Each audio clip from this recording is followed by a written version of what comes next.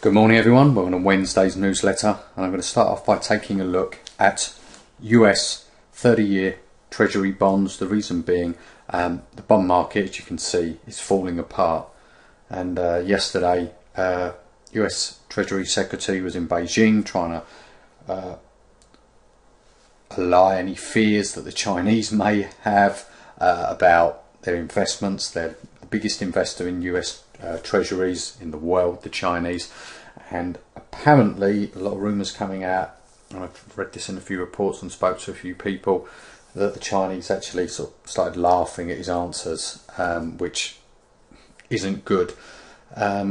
Also, human rights issues were discussed behind closed doors. Currency manipulation wasn't discussed. Unfair trade also was ignored, and this just shows you the continuing power that the Chinese are having in the world economy. And that's like most things, the people with the most money normally have the most power. It's a shame life's like that, but it is what it is, and the Chinese are exerting their control even more. As you know, you've heard me discuss it before, they're pressing for a new world reserve currency. Now what we're seeing here is a rise in yield, a rise in the yield curve for US bonds, and as you can see, price is coming off here and we're in this downward trend below the 200, 8 and 21 cross. Rising volume. This is a very bearish chart for 30-year US bonds.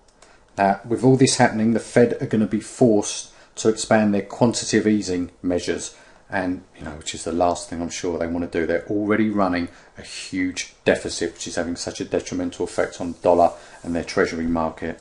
They may also be forced to purchase bonds, US treasuries, and I think this will have obviously a short-term effect on the price of bonds and hopefully help stop this downward trend and the yield curve from rising, which acts inversely to the bond price. But I think this will have a negative effect on the US dollar. So we watch these markets very closely.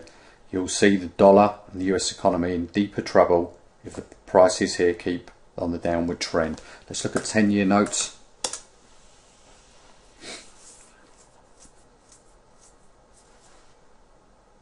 Whenever they go, well, yeah, not so bad technically, just below the 200, but still doesn't look great. So we watch that closely.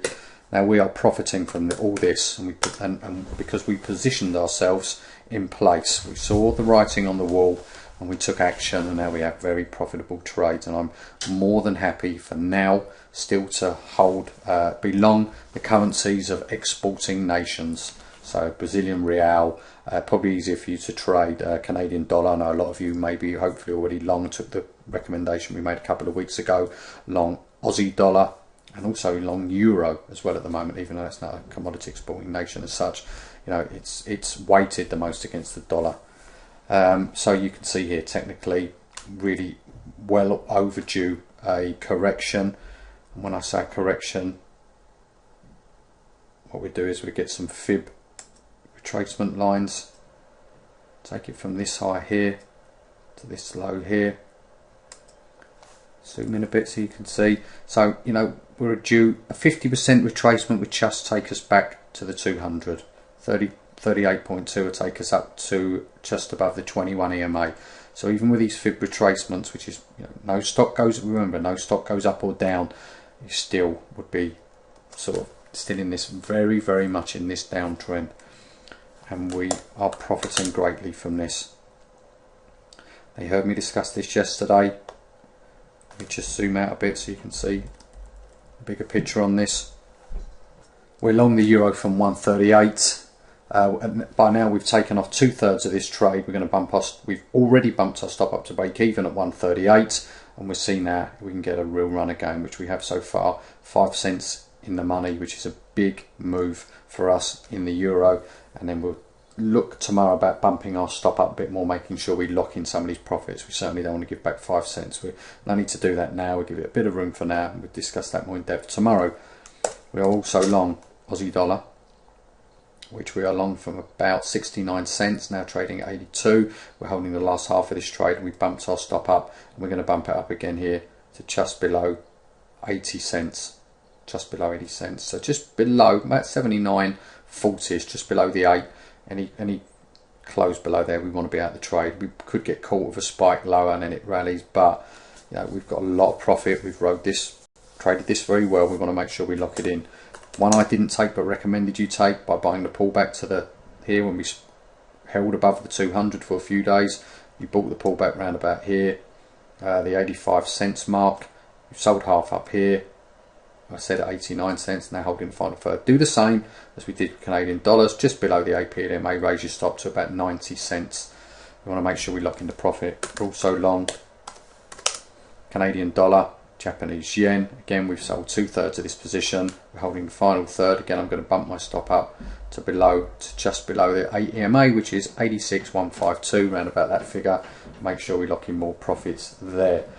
So very, very profitable trades at the moment, we're taking part in this collapse of the Treasury market in the US and a weakening US dollar for reasons I just discussed.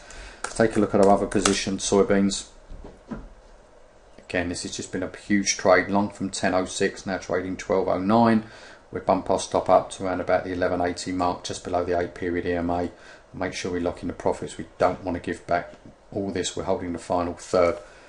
Let's take a quick look at the S&Ps. Again, can't break through the 200 EMA, but consolidating up here. But you can see broke through the 200 simple moving average. So what we're now going to see is if it can hold above here, as I discussed, it's a breakthrough day 1, 2 days above. If it can hold above for another day, goes higher through these highs around 947.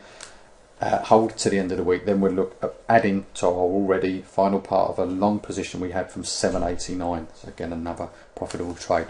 So not initiating any new trades today, we're just managing the very profitable ones we've got while making sure we remain grounded and in control of our trading. As I said yesterday, this is the time to increase our position size, but I haven't seen anything setting up as we're in longer term trades. They've turned out to be now because of this, you know, this short-term bull run that we've seen in the markets. Now, are we in a bull market now? No, I don't think so. If you go back here, shows you the bigger picture. From here to here, look what we've done. We've just retraced to the 200. We have popped above it, so short-term that's bullish, but we'll see. I mean, you know, there's still a lot of bad news out there, so we watch the markets closely. So that wraps up today's newsletter. It's not meant to be doom and gloom, but it's meant to be giving you a fair reflection of what's currently happening in the US markets, and I hope it's achieved that. So I look forward to speaking with you tomorrow. Until then, happy trading.